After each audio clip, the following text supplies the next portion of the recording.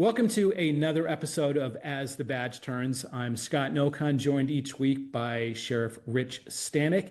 And this week, very pleased to welcome Sheriff Denita Ball from Milwaukee County, Wisconsin.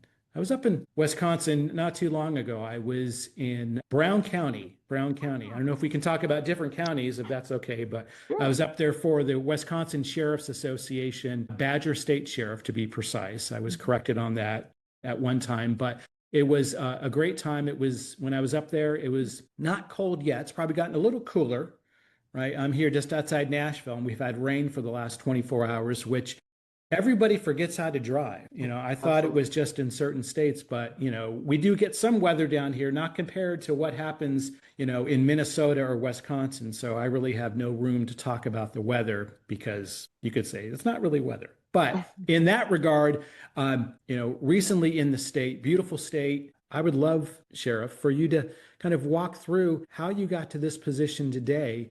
Really, what was the calling card that said, I want to go down this path? And I'm just going to sit back and listen. And from there, that'll prompt a couple different topics. But I'm really intrigued just to say, tell us a little bit about you. Tell us a lot about you, but what brought you to this monumentous moment today of being on this podcast? Well, if I look back, I never saw myself in this position. I'm actually from a small town in Arkansas. I was born to a single mom, raised by my grandmother. We were in the system, whether it was for welfare or when my grandmother died, in foster care. But she always instilled a positive work ethic as well as education for me. And so as a result of that, after I went into foster care, I still maintained my grades, got a scholarship to the University of Arkansas at Fayetteville, decided to major in criminal justice. During that time, my brother was on one side of the law, I was on the other side of the law. So, hey, I thought if I got a degree in criminal justice, I could help my mom, who was in the picture, but she just didn't take care of me. I can possibly help her with legal fees, and ended up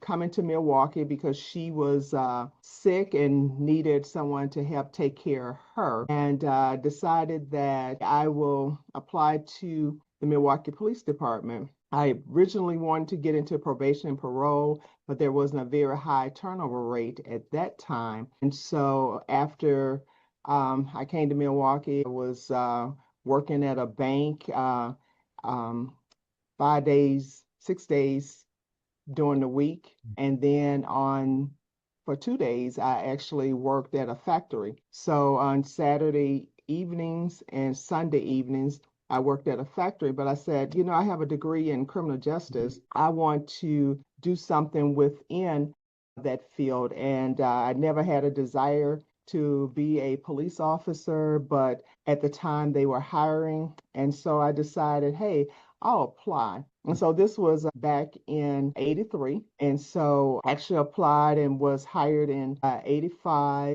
And I said, hey, I'm just going to be on the job for maybe about 5 years, get that experience, go into law school. But I loved what I was doing. I had the opportunity to help people, and I thought I was doing a very good job. Had some crappy supervisors, decided that, hey, I can do better than them, and decided to work my way up the ladder, and retired from the police department, Milwaukee Police Department, after 25 and a half years. I had attained the rank of deputy inspector, which is now an inspector, and the third highest rank on the police department. Went into academia for a little bit. Sheriff-elect Lucas asked me if I would come and be his chief deputy, his undersheriff, and run the day-to-day operations. And so that was in 2018, went into office 2019, January. And so I decided, I became the chief deputy, ran the day-to-day operations. He decided to run for elected office and said he was all in and that he was not going to run for sheriff, just for mayor. He encouraged me to run, and I had said I would never ever run for political office, so be careful what you say you would never ever do. Sure. I prayed about it, talked to some friends and decided that I would do it because I was going to be the first female um, to be sheriff of Milwaukee County. That was a big deal, but I wasn't doing it for that. I was doing it so that I can continue what we were doing within the county to move it forward. And so as a result, ran, won the primary. He decided to leave early, so the governor appointed me sheriff on October the 27th of 2022. But I won the general election, and so my term began on January the 2nd of 2023. And so that's how I got here in a nutshell, but it's really about the people. I've always seen myself as a public servant. I love helping people. I love the fact that I can make their day better. And I wanted to make the agency better. And so that's how I got here. That's Scott, fantastic. Scott, I Please. got to tell you that I Yeah. mean, I absolutely love when the first 5 minutes of every show, all 12, now 13 of these we've done, and we get to hear from the sheriff in his or her own voice and words about their career path, choices they made, challenges they faced in getting to this position. And it's nothing short. I mean, she is not disappointing. She is right up there, if not the number one candidate for Sheriff of the Year. And the path she took to get here, honestly, I mean, just think about what she said. The listeners out there, we all have adversities and challenges in our personal lives and families and kids, but to overcome all those and one day be sitting in that chair in that big spacious office with all that paperwork behind her, just waiting to get done. That is nothing short of amazing, honestly. So kudos to you and thank you for telling us about it. Thank you. Yeah, absolutely. And like I said, I didn't want to kind of predict how this would go, but I said those things because it's really hard to kind of contain myself. And none of this is about me. I'm just here to help facilitate. But the impact it has on me, hearing that story, being in the system, in foster care. But many people just give up, right? They don't see that they don't believe that there is, another side of the coin, or just around the corner, there's an opportunity. And regardless of what side of the aisle we're on, there's a lot going on in the world. There's a lot going on, in our states. There's a lot going on in our community. But in many instances, and someone said this to me the other day, and I've heard this before in different forms, but I wanted to mention here, you could walk through an office, you could walk through a grocery store. There's people that are going through trials and tribulations, and you have no idea. You have no idea. And trying to put yourself in that position to understand, can you be a helping hand? Can you show a little bit of grace? I'm sure in law enforcement, it's not always easy to show grace and to be accommodating, because that's why there's laws in place, right, to govern those that don't follow. But the influence and the impact as to why people make certain decisions, we may never know, right? I'll share this for me. I was not in any of those situations. I lived, after the fact, as both my parents have since passed now, and my mom just recently, you kind of want to reflect, and I certainly did. And she was 95. So it's like she lived a very, very full life, but it's like, I really wanted to purposely, reflect on what would I say at her service. This was just a couple of weeks ago. But in that regard, not making this about me, is really seeing the good in others. There was a huge age difference between my parents and me. But in that regard, could I relate? I moved to the South 6 years ago, but being around different surroundings. So your experience drives your beliefs, right? Any shortcomings I used as motivation. So take that in your experience, in your life, and sure, maybe in a million years, maybe in a billion years, you never thought you'd go into law enforcement as you moved into high school, then eventually college. What served as your motivation was to not repeat, because you also talked about some bosses that, I can relate to that where I didn't want to repeat what they did because it's like that's a perfect example of what not to do. But before you even decided to go in law enforcement, what was kind of your driving force to say, I'll make this better. I know I can be better. I'm not that I'm going to show somebody, but at the same time, a little bit of motivation can come in a number of different ways. So what led you Well, down that? I'd say there's a couple of things. First, was my grandmother. As I stated before, she instilled hard work in me as well as my faith, as well as education. And so at the age of 9, I had my first job, which was more in the church lawn. And at 11 is I had my second job. So I was still working 2 jobs, but it helped to put that foundation that work is important.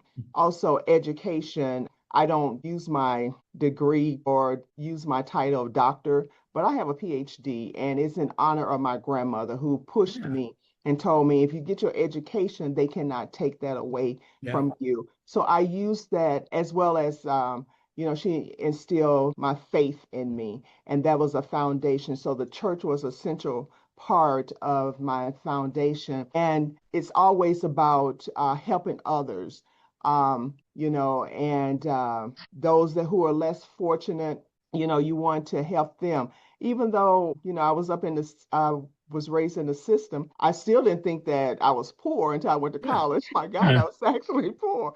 But it's always about helping others, showing compassion to others. And so just the fact that she laid that foundation helped me.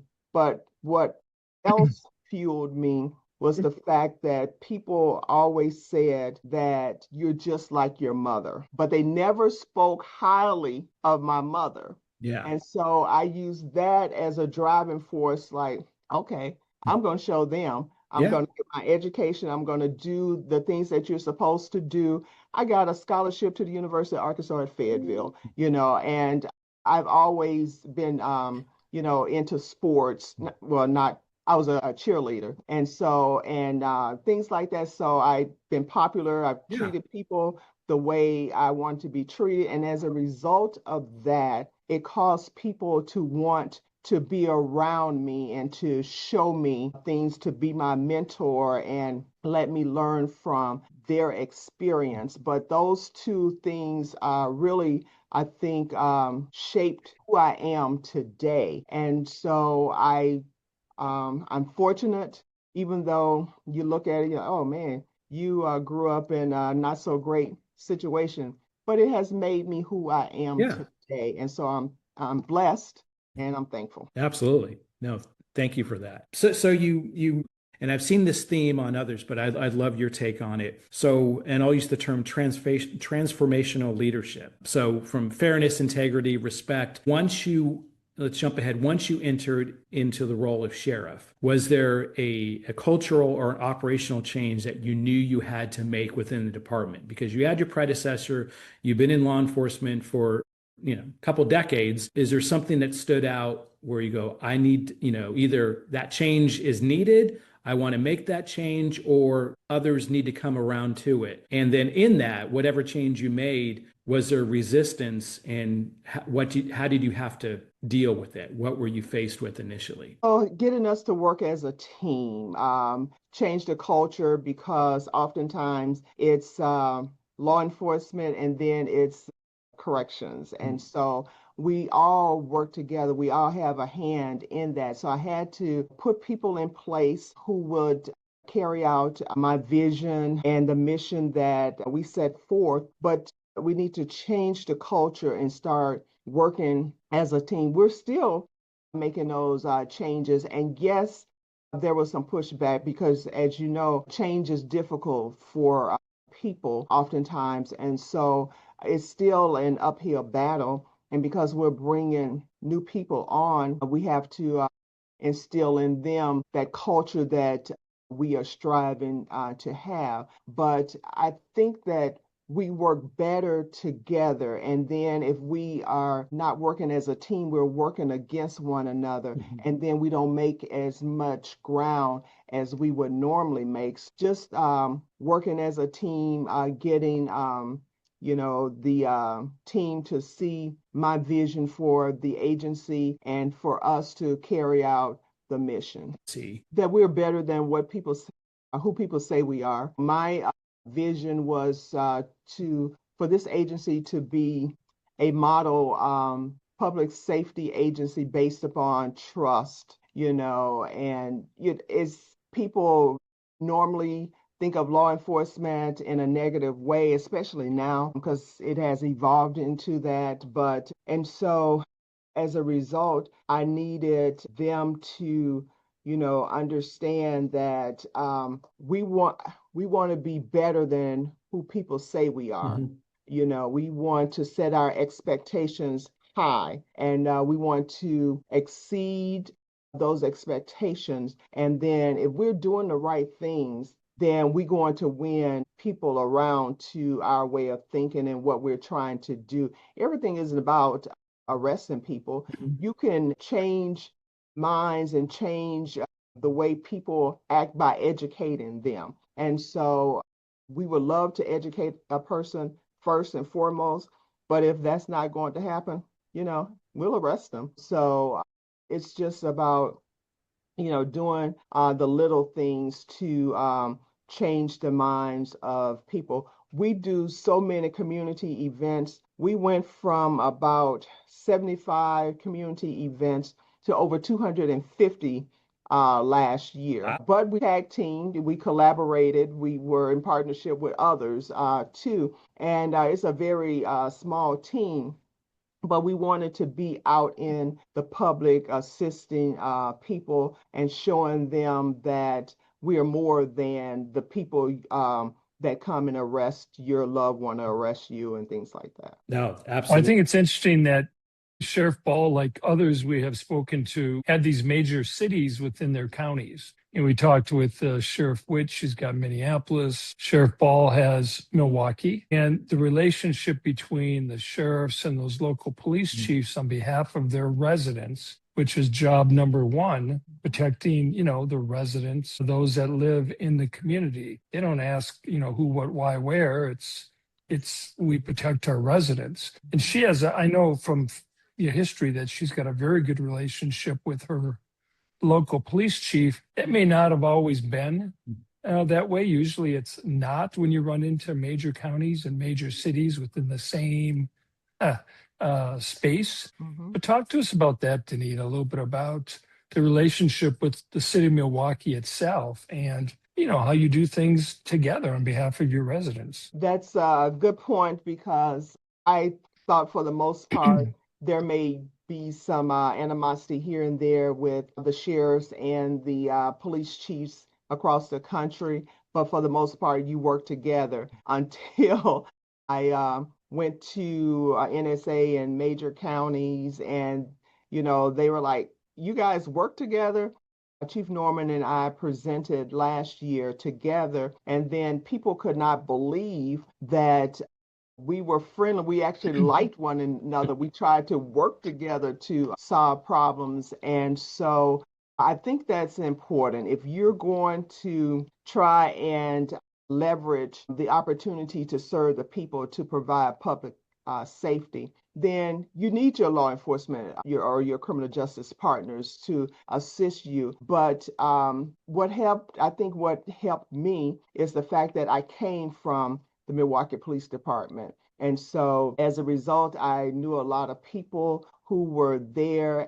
And one of the things that I said when I took office was that I want to repair some of those, bridges that were torn down or build them. And so it's been a focal point. I go to their ceremonies. They go to our ceremonies. We work in tandem to, provide assistance to the community. And I think it's very important. It has not always been that way. There was a sheriff that sat in this position who was very polarizing, and he did not get along with the police chief, and they had open spats, in public, and it was well documented. And so they didn't get as much done. And I think it did a disservice to the public when they are looking and counting on us to provide, that leadership and public safety and public service. And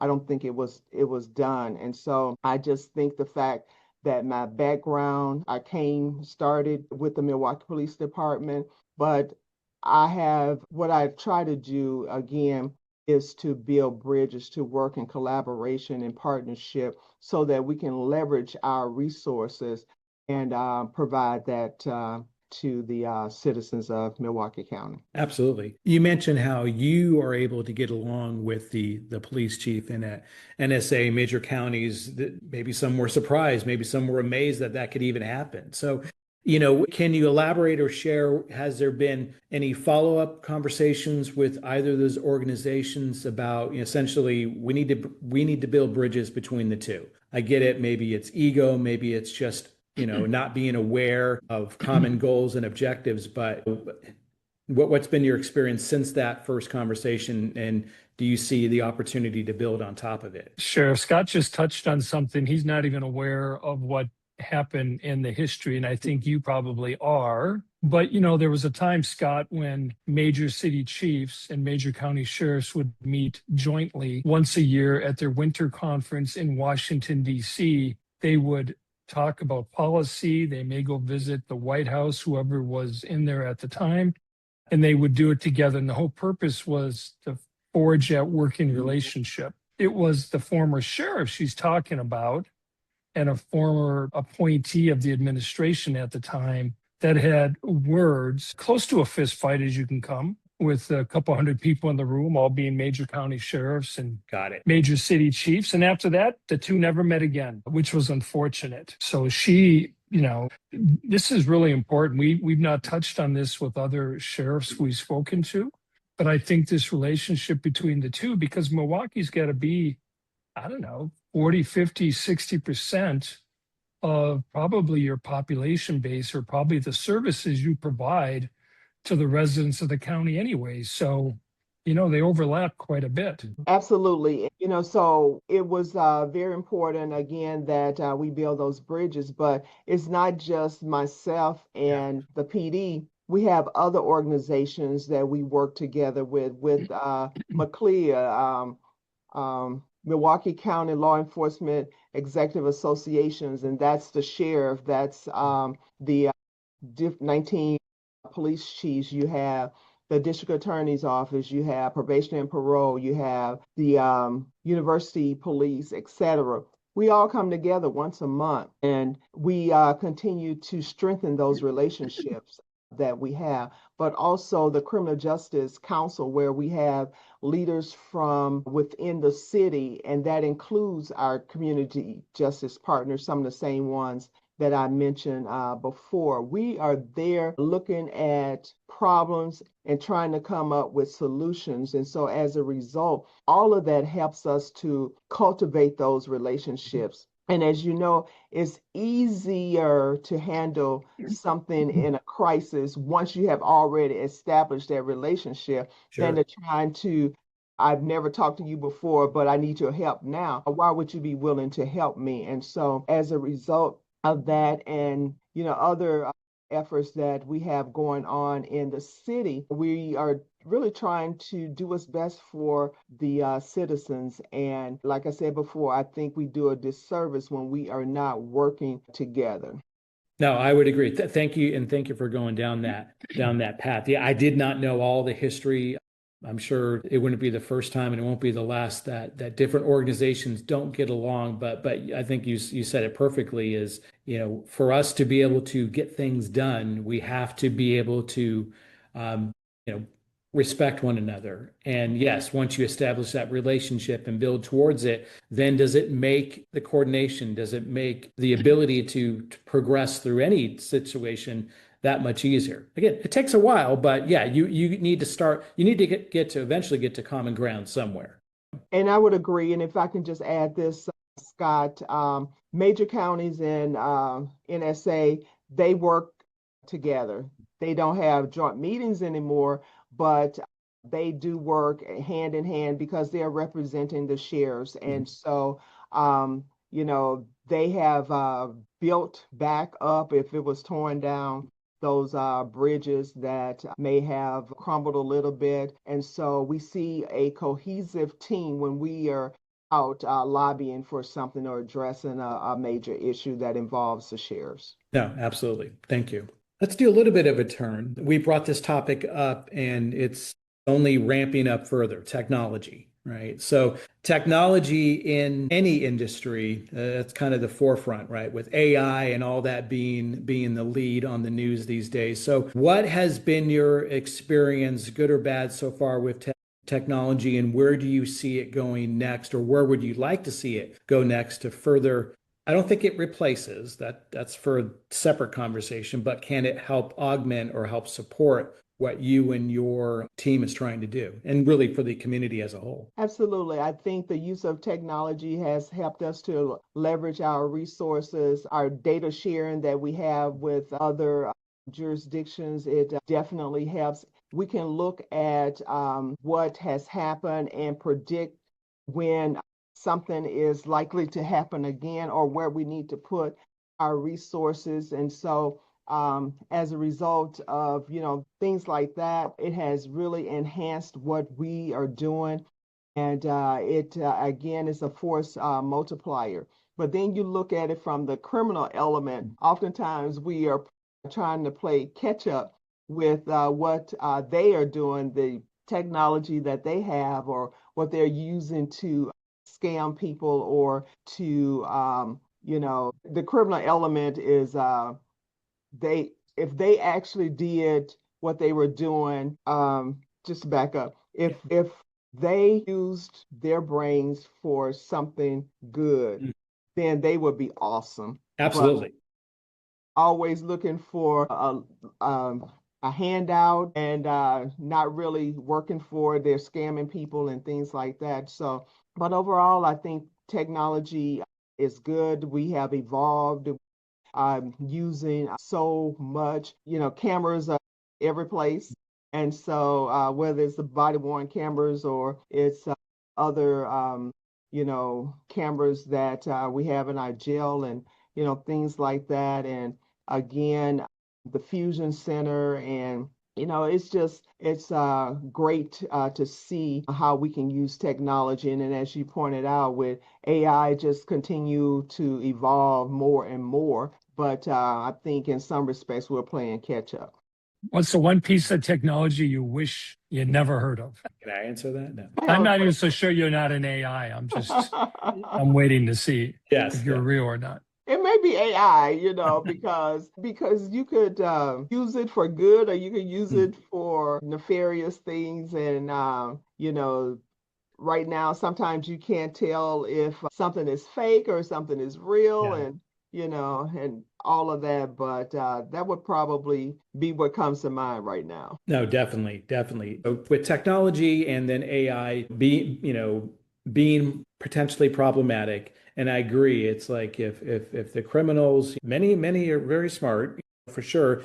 If you could do it for good, the world would be a different place. So let's get back in reality and know that there's always going to be multiple lanes to all this. But if you had to break down technology aside or within it, what are your three major challenges that you're facing today in your role as sheriff? I would say staffing is a major challenge for us. We're doing a better job of recruitment, but that retention piece, it's hit or miss. We have done a better job with staffing those positions, but we still, it's still a challenge for us. And even if we staffed every position that was authorized, we will still need additional staffing because what we're doing now has evolved and we're doing more. And so the people that we're hiring want to have those days off with their families and with the mandatory overtime, which is one of the reasons why we were losing people. It's not giving them work-life balance. Mental health is another one of the, I would say, challenges or opportunities that presents itself to us, and not just for the people in our jail, people who are in our care and custody, because over 2/3 of them have mental health issues. Some of them are underdiagnosed and some of them are not diagnosed, but also the well-being of our staff. And so again, if we are mandatorying them to work overtime because we don't have the staff or because we don't have the relief factor, then it's going to have an adverse effect as far as their mental health. Sure.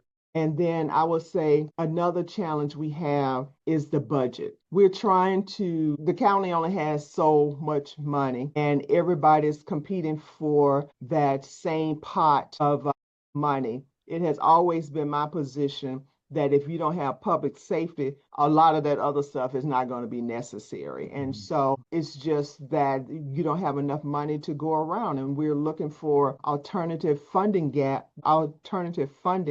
to shore up those gaps. We used to be able to use grants for that you might not have access to the grants that you had before. So I would say those three things are, three of our greatest challenges right now. Absolutely. We kind of hit on some common themes on each episode by design, right? Just because a lot of these things are relatable across counties and across states for sure, but certainly on the mental health side. There was a presentation about mental health, right? And the approach and how you balance it. And yeah, I agree completely. And again, I can't even begin to relate to, sure, the individuals that are incarcerated. Many have those existing conditions, right, that need to be treated, that need to be worked through. But certainly, individuals such as yourself, but your extended family, your colleagues, your coworkers, dare I say, staff and team, right? What you see in a day-to-day basis, what you have to contend with. And I'll stop there because I won't even do it justice. And that's, again, a whole other conversation of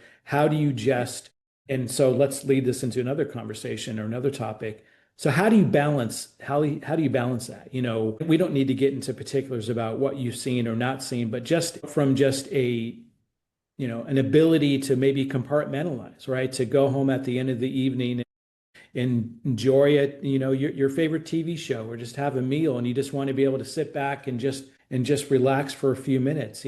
How do you progress through your day? And if you have ever a day off, or if you get to see a weekend and enjoy it, which is probably few and far between, how do you personally balance or attempt to balance? I don't think balance is a good No, yep. word, but what I try to do is when I'm at work to concentrate on work, to have a list of things that I need to do, and I have a great executive assistant who keep me on task, but I take work home. So I may be watching a sports event, but I'm sitting there, I'm reading something, signing some papers, or whatever it takes to get the job done. But there comes a time on the weekend, or if I'm go on vacation, then I try to minimize that time. You're never off duty. You're always working 24/7. And so, especially like if I'm on vacation, I'll look at my emails in the morning time. I look at it in the afternoon. If somebody needs me, they will call me. Otherwise, that's my way of shutting it down. And on the weekends, something similar to that. And then it gives me an opportunity to have more quality time with my family. I look at if I'm watching television with my husband, but still, working, because he understands it now. And so that's still quality time that we have together. So it's you think balance is like even, but it's not. But it's just how you prioritize it when you prioritize it. But your family, you have to prioritize your family and your health. And I'm saying this, I don't always do that, but that's would be my answer. Well, let's give a shout out to her husband for a minute, because I've met him a number of times. he goes with her on these business trips. They are not all picnics and vacations, as you said. Sure. And he's right there. He's usually in the back, nodding his head, sometimes up and down, sometimes to the side to side. Yeah. He knows exactly what's going on, but she, she engages them. And as a family, they're both engaged in what happens day to day in the life of a sheriff, which is great. Absolutely. He's my biggest cheerleader, and I really Yeah. couldn't do it without his support. When I was coming up the ranks in law enforcement, he picked up the slack, and as a result, he allowed me to be all that I can be in this profession. That's great. Yeah. Having that support system is so vital. In fact, it has to be there, or so that's great to hear. And no, I appreciate that, Sheriff Rich, of having experiences. Sounds like a great gentleman. So that's great to hear. Before we wrap up, I wanted to hit on one more topic, if I may. What advice would you give, I'll say, young women, young men, maybe underrepresented individuals, again, being part of the system and foster care? What would you say to them to aspire and to drive them and show leadership in law enforcement, especially of times of reform and scrutiny? What could you say to them to say, yeah, I get it. You may have a few years before you have to make a decision, but you talked about staffing. We need to, not that you're recruiting, 8-year-olds, but at the same time, if it leaves an impression in their mind, in time, it could be the next great sheriff in Milwaukee County. So, what would you say? And then are there any active programs? You talk about all those community events you have. Is there, I guess each one of those could be an opportunity to kind of demonstrate you could be part of this. You could be part of the next generation. So what would you say to those today, given the forum? I think representation matters. I think it helps when someone who is in the system hears the background of another person. You may look at them and think, oh man, they got it going on. And then you hear their background and find out that they had some of the same challenges or some greater challenges than you have had. And so just to know that somebody else before you had challenges, but they overcame those challenges. And then also not to live up or down, whichever way you want to look at it, to someone's negative perception of you. Set your own goals and try to attain them. And if you don't have somebody that you feel within your community that you can reach out to and be that role model, you got the internet now. You can Google anybody and anything, and you can find someone that would inspire you, that motivates you, that empowers you. As far as the different organizations, we have a cadet program. And so, or Explorers Club, some people call them, and it's ages 14 to 19. We have kids who are youth who have a troubled background. And what we do is we work with them. We check up on them. We contact their teachers, their parents, and we get in their business and try to make sure that they're on the right track. And we have 2 of those cadets who had aged out, became mentors, and they're in our academy class right now. And so it's just about not get it out of your head, that negative talk that we sometimes we say to one another. Just stop it. Just think about the things that you want to do, set goals, and if you need to reach out to somebody, do so. But it's about the choices that you make. And so if you make negative choices, you're always going to be behind the 8 ball, because now I got to, expunge my record, or I got to do this, I got to do that. And so if you make good choices, people will notice, and then they're going to always want to, I won't say always, but more than likely, they're going to try to help you get where you need to get. Absolutely. I hope, I'm going to put a marker out there that I hope Sheriff Ball chooses to come back and visit us in a few months, because I think there's a number of things she can talk about, and I want to pick a little deeper on a couple of them, because I think she's just got an amazing story. 35, 40 minutes doesn't do it justice. We kind of we kind of asked her questions, but I want to give her some open-ended ones and let her think about it and tell us, because if you listen to her, she's very articulate in terms of how she got to where she is and advice and guidance for other people out there. You know, people who listen to this podcast come from all shapes and sizes, walks of life. Some of them are law enforcement current. Some of them want to be. I mean, she's got a great story to tell them. So that's my wish, is put a marker out there, 3 months, 5 months, 6 months, come back and join us. Thank you. And maybe one day we'll try like a panel, like have 2 or 3 of them on at once and ask a question and then get a, diversity of opinions. I agree. I think you're onto something. And yeah, absolutely. This was a pleasure, Sheriff Ball. Thank you so much for taking the time out of your always busy schedule. It carries over into the evenings and weekends, but I do believe that, we can make a difference by providing this outlet for you to be able to speak freely. I love the idea about doing the panel. Yes, getting you on in a couple months. We'll be sure to coordinate that follow-up. But if there's, if one listener hears something that helps them either gain a better appreciation of law enforcement or takes them down the path, that's what it's about, right? Just to be able to provide that information out there. So again, thank you so much for making the time. I really look forward to meeting you in person at some day. I'm sure that will happen at one of the conferences, or I'll make my way to your county for sure. But thank you so much, Sheriff Stanek. As always, I appreciate you making the time. Your insights, your detail just is so greatly appreciated. I'm just here just to kind of, turn the lights on and off and to move things forward. But no, in all seriousness, it was time well spent, and I appreciate it. Guys, make sure, again, we're on Spotify and anywhere you can stream. It's going to be all over the place on YouTube. We do the video version, so you'll get this in full effect. We go ahead and release these. We're going to be picking up the telling us now, Sheriff Stanek, because we'll be picking up the episodes going into 2026.